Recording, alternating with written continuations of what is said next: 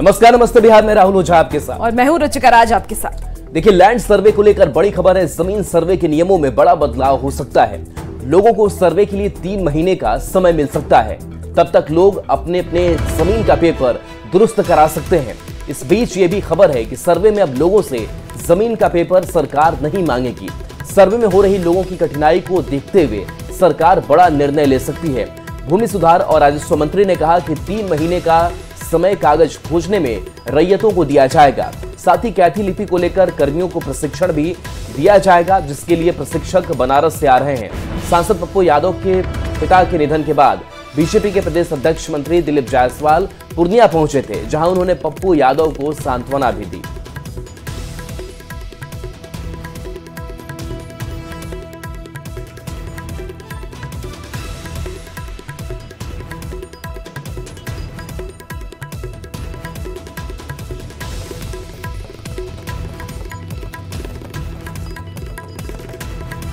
देखिए, लोगों की कठिनाई को देखते हुए यह फैसला सामने आने की बात कही जा रही है। लैंड सर्वे में रैयतों के कागजात मुहैया कराने को लेकर के समय सीमा बढ़ाई जाती है। कई तरीके की छूट भी दी जा सकती है। और मेदिनीनगर से इस वक्त की बड़ी खबर सामने आ रही है। होटल से 90 लाख कैश बरामद हुआ है। एक व्यक्ति के पास 90 लाख कैश मिला। सीजीएल परीक्षा को लेकर होटल में हो रही थी जांच और जांच के दौरान बिहार के एक शख्स के पास से 90 लाख कैश बरामद हुआ। रफीगंज का रहने वाला सदन यादव है ये, और शख्स से पुलिस अब पूछताछ भी कर रही है। तो बड़ी खबर आपको मेदिनीनगर से बता रहे हैं, जहां पर एक व्यक्ति के पास से 90 लाख कैश बरामद हुआ है। बताया जा रहा है कि सीजीएल परीक्षा को लेकर के होटल में ये जांच हो रही है और जांच के दौरान ही बिहार के एक शख्स के पास से 90 लाख कैश बरामद हुआ। रांची से बड़ी खबर है, जहां राज्य भर में इंटरनेट सेवा 2 दिन के लिए बंद। 21 और 22 सितंबर को इंटरनेट सेवा बंद रहेगा। सुबह 8 से दोपहर 1:30 बजे तक इंटरनेट बंद रहेगी। राज्य सरकार ने जेएसएससी सीजीएल परीक्षा को लेकर के यह बड़ा फैसला लिया है। पेपर लीक रोकने के लिए सरकार का यह फैसला है। झारखंड में 823 परीक्षा केंद्र पर परीक्षा होगी। गृह विभाग ने आदेश जारी किया है। ओम प्रकाश हमारे साथ न्यूज 18 संवाददाता जुड़े हुए हैं। ओम प्रकाश, पेपर लीक कैसे रुके, इसको लेकर के इंटरनेट सेवा बंद रखी जाएगी, क्या तैयारी है? जी, बता इंटरनेट सेवा को बाधित करने जो सुबह 8 बजे से दोपहर 1:30 बजे तक ये इंटरनेट सेवा को स्थगित करने के लेकर सरकार की जो प्रधान सचिव है वंदना राधेल, उनकी तरफ से जो दिशा निर्देश है वो जारी किए गए हैं और तमाम जो टेलीकॉम कंपनियां हैं और इसके साथ ही तमाम जो अधिकारी हैं उन तमाम लोगों को इससे अवगत कराया गया है। बता दें कि सीजीएल पेपर लीक को लेकर बात की जाए तो ये तमाम कवायद जो है वो की जा रही है ताकि जो परीक्षार्थी हैं वो निष्पक्ष और पारदर्शी माहौल में जो है वो परीक्षा दे पाए। तो इस तमाम जो कवायद को लेकर अब देखना होगा कि इस जो पेपर लीक को रोकने को लेकर जो इंटरनेट सेवा को बाधित किया जा रहा है इससे क्या कुछ संभव हो पाता है। लेकिन कहीं ना कहीं इसको लेकर एक तरफ रोष भी है, कई लोग इसे लेकर सवाल भी उठा रहे हैं कि आखिर पेपर लीक रोकने को लेकर इंटरनेट सेवा को बाधित करना ही क्या एक बेहतर कदम था। ये तमाम चीजें जो है वो सवालों के घेरे में भी है। अब देखना होगा। चलिए, शुक्रिया ओम प्रकाश इस अपडेट के लिए आपका। लैंड फॉर जॉब केस में सीबीआई की चार्जशीट पर गृह मंत्रालय ने लालू के खिलाफ मुकदमा चलाने की मंजूरी दे दी है। फाइनल चार्जशीट पर गृह मंत्रालय ने लालू प्रसाद के खिलाफ मुकदमा चलाने की मंजूरी दी है। बता दें आपको कि सीबीआई ने राउज एवेन्यू कोर्ट को भी इसकी जानकारी दी है। वैसे मुकदमा चलाने की मंजूरी मिलने के बाद बिहार में सियासत हाई है।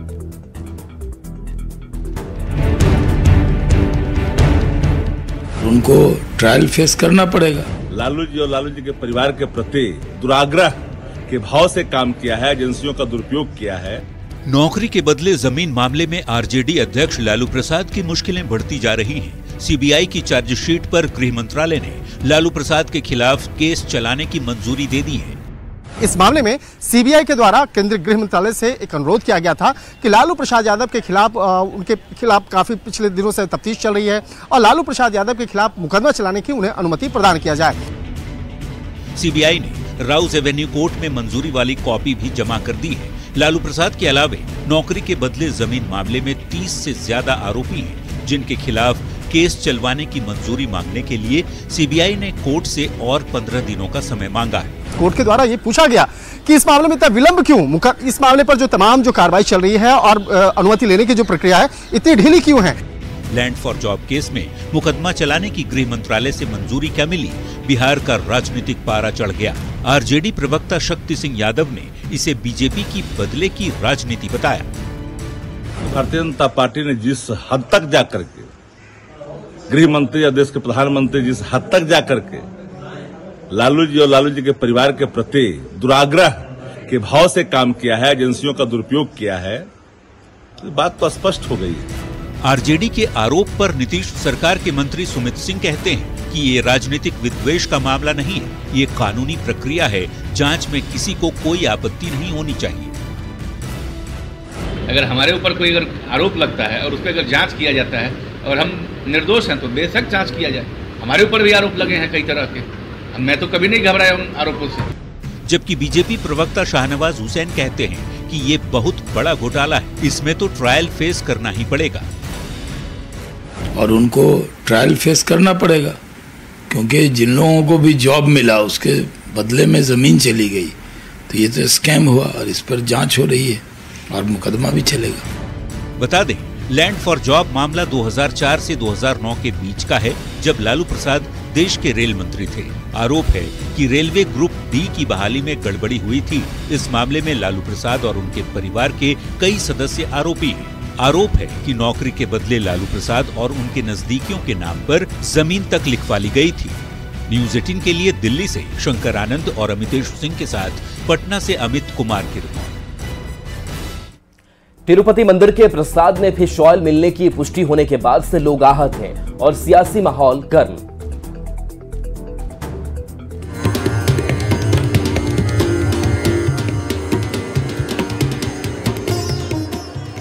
तिरुपति और बालाजी का जिक्र होते ही सबसे पहले दिमाग में जो ख्याल आता है वो है तिरुपति का प्रसादम, यानी लड्डू वाले नैवेद्यम।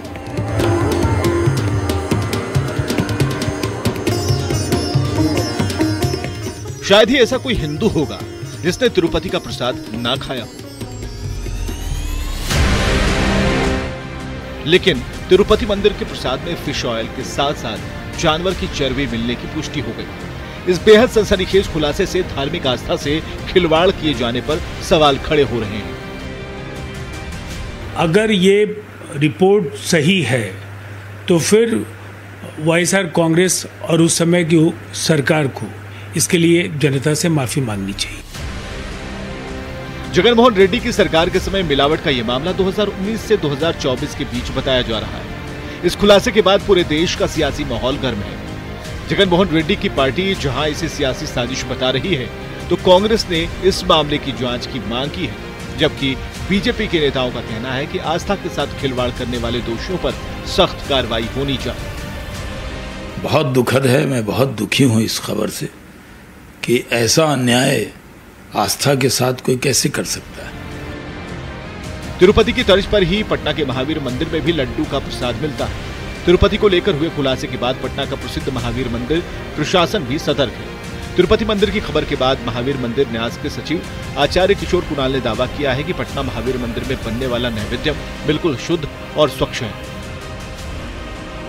हम लोग नंदिनी घी लेते हैं, जो देश का सबसे गाय का शुद्ध घी माना जाता है, और वो कर्नाटक सरकार का एक तरह से कर्नाटक मिल्क फेडरेशन का है, तो माना जाता है कि वो सबसे शुद्ध है, उससे है। दूसरी बात है कि जांच भी होती रहती है। तिरुपति के प्रसादम को लेकर हुए खुलासे से करोड़ों हिंदुओं की आस्था को चोट पहुंची है। लोग सोच रहे हैं कि क्या जिनके ऊपर धर्म की रक्षा की जिम्मेदारी थी, उन्होंने ही गद्दारी की है। न्यूज 18 के लिए दिल्ली से अमितेश सिंह और पटना से शैलेंद्र कुमार के साथ ब्यूरो रिपोर्ट। और इसी बीच बड़ी खबर पश्चिम बंगाल से सामने आ रही है। कोलकाता में स्वास्थ्य सेवा बहाल होगा।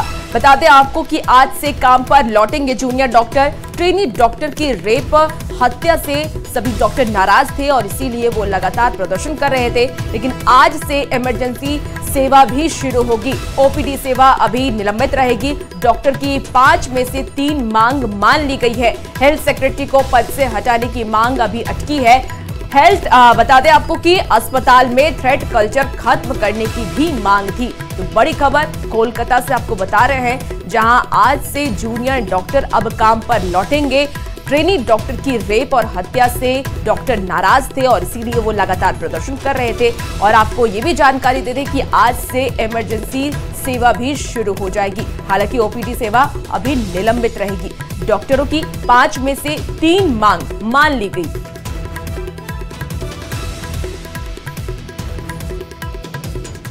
पटना पहुंचे बिहार कांग्रेस के प्रभारी मोहन राकेश ने बीजेपी पर जमकर निशाना साधा। उन्होंने आरोप लगाया कि बीजेपी के नेता राहुल गांधी को धमकी दे रहे हैं, लेकिन अब तक बीजेपी की ओर से इस पर खेद नहीं जताया गया है। इस मौके पर बिहार कांग्रेस अध्यक्ष अखिलेश सिंह ने ऐलान किया कि अगर नवादा में सरकार 7 दिन में पीड़ितों के घर नहीं बनाती है तो कांग्रेस अपने पैसे से उनके घर बनाएगी।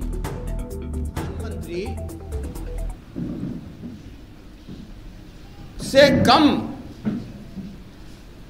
नेता विपक्ष का स्थान नहीं होता। तकलीफ इस बात की है और यह शर्मनाक है किसी भी लोकतांत्रिक व्यवस्था के लिए कि इस देश का प्रधानमंत्री और उस पार्टी के अध्यक्ष एक शब्द भी अभी तक उनकी तरफ से नहीं आया। सब खाद्य सामग्री से लेके सब कुछ का प्रबंध कांग्रेस पार्टी ने कराया और हम वहां घोषणा करके आए कि अगर सरकार 7 दिनों के अंदर ये इनका घर नहीं बनवाती है तो कांग्रेस पार्टी अपने खर्चे से उनका घर बनाएगी। बुधवार को दबंगों ने नवादा में दलित बस्ती में आग लगा दी, जिसके बाद बिहार में राजनीतिक बयानबाजी तेज है। कोई इसे जातीय साजिश बता रहा है तो कोई दोषियों पर कड़ी कार्रवाई की बात कह रहा है। यही नहीं, सरकार तेजी से कार्रवाई भी कर रही है और पीड़ित परिवार की मदद के लिए कदम भी उठाए जा रहे हैं।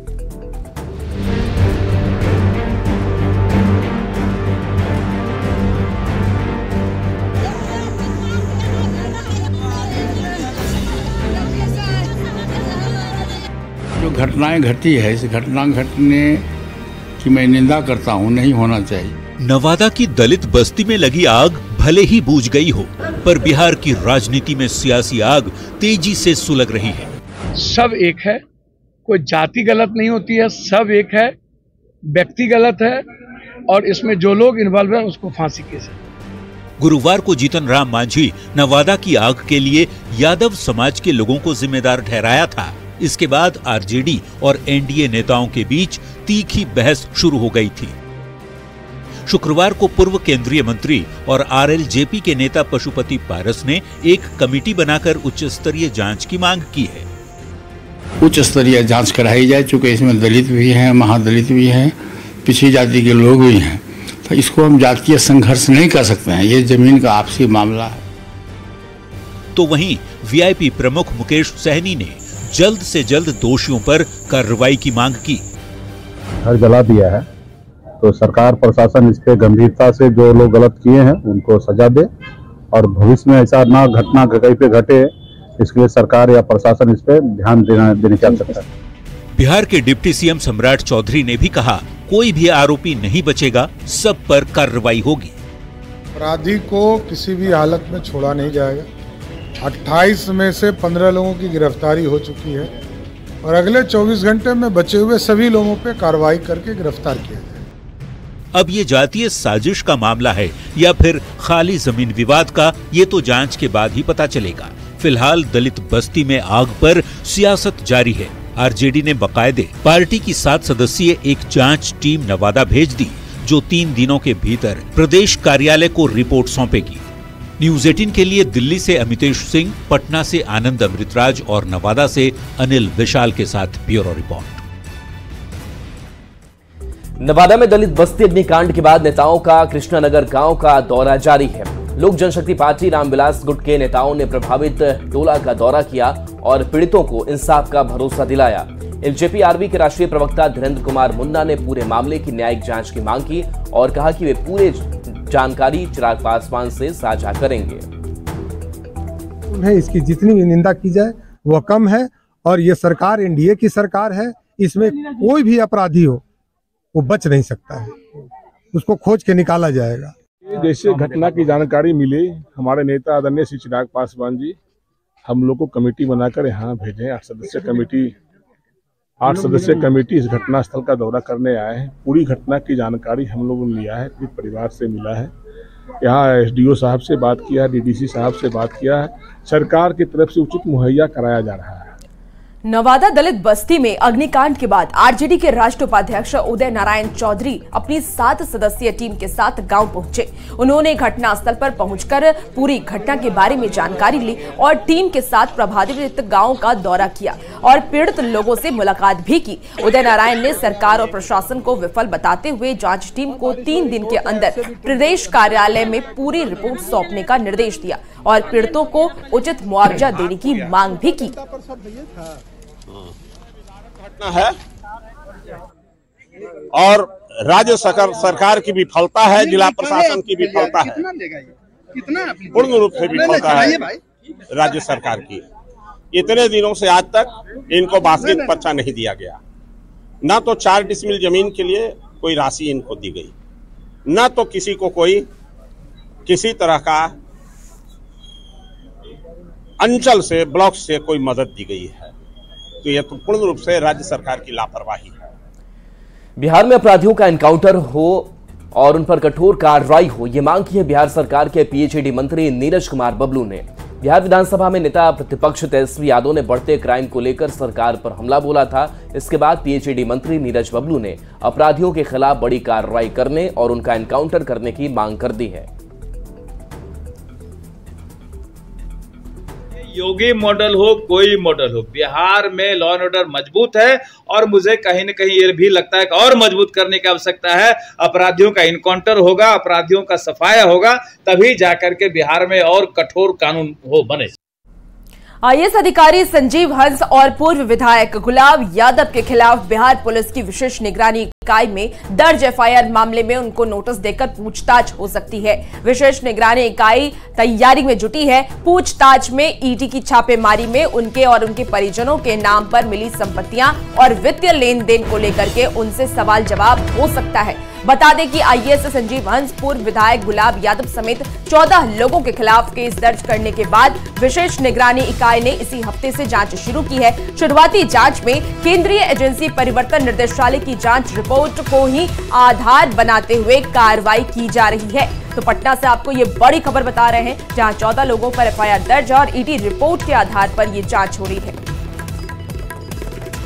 संजीव नाम के 3 व्यक्तियों ने बिहार सरकार की किरकिरी करवा रखी है, या फिर यूं कहें तो नीतीश सरकार के लिए गले की हड्डी बन चुके हैं। एक है पूर्व डीजीपी संजीव सिंघल, दूसरा आईएएस संजीव हंस और तीसरा पेपर लीक माफिया संजीव मुखिया, जिसकी तलाश लगातार नीट पेपर मामले में सीबीआई कर रही है। पूरी खबर पटना से संवाददाता अमित कुमार बता रहे हैं।